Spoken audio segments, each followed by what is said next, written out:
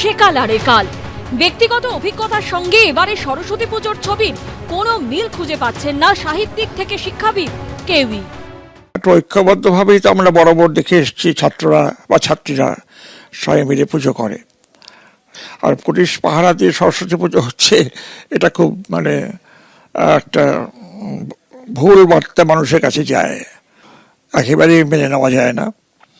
এর মধ্যে আইন আদালত কোত্থেকে আসবে, পুলিশ কেন আসবে, সেটাও বুঝতে পারছি না।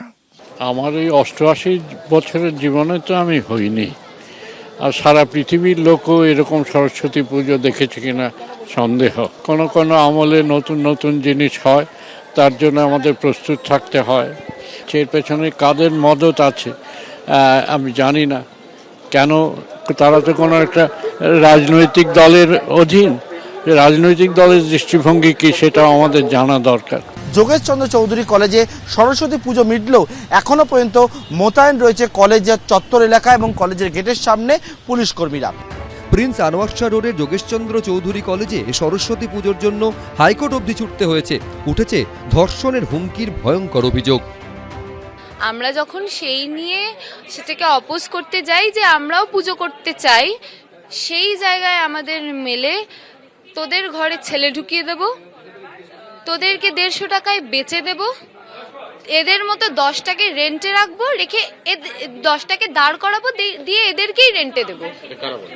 এটা মোহাম্মদ শাবির আলীর নেতৃত্বে বলা হয়।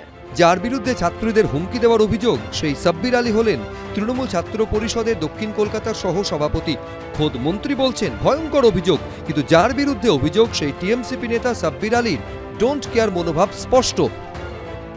রবিবার পুজো হয় এখানে, সোমবার বিসর্জন হয়, কিন্তু মঙ্গলবারও পুলিশ সরানোর ঝুঁকি নেয়নি প্রশাসন।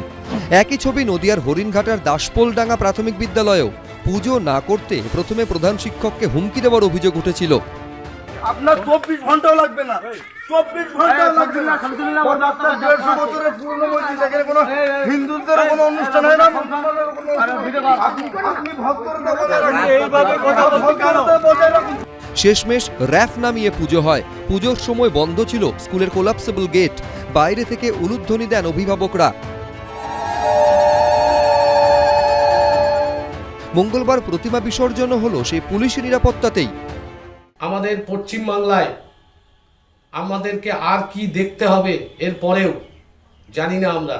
পুলিশি পাহারায় সরস্বতী পুজো কোনোদিন ভাবতে পেরেছিল বাঙালি? শিক্ষাঙ্গনে সশস্ত্র পুলিশের পাহারায় সরস্বতী পুজো শুধু দুর্ভাগ্যজনক নয়, লজ্জারও, এক সুরে বলছেন বিশিষ্টরা।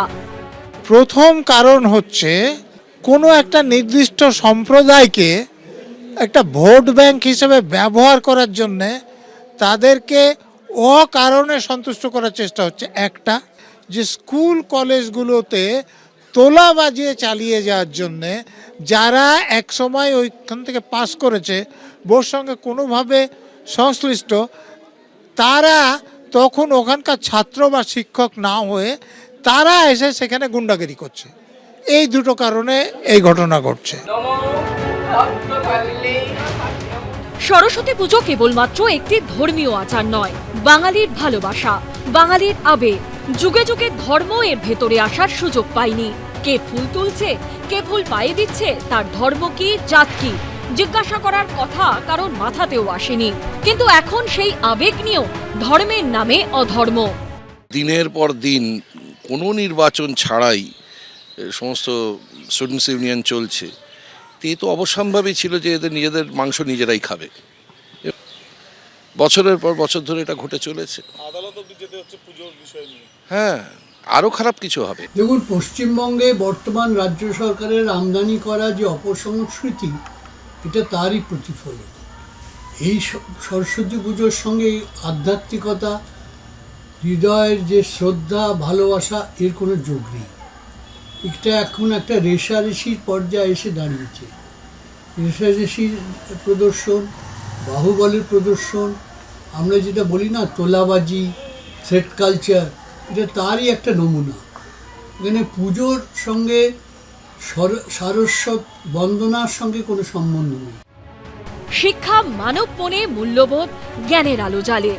সেই শিক্ষাঙ্গনে বিদ্যার দেবীর আরাধনা ঘিরে যা ঘটল, তার থেকে কি এটা স্পষ্ট নয় যে আমরা পেছনে হাঁটছি? সন্দীপ সরকার, আবির দত্ত ও সৌভিক মজুমদারের রিপোর্ট, এবিপি আনন্দ।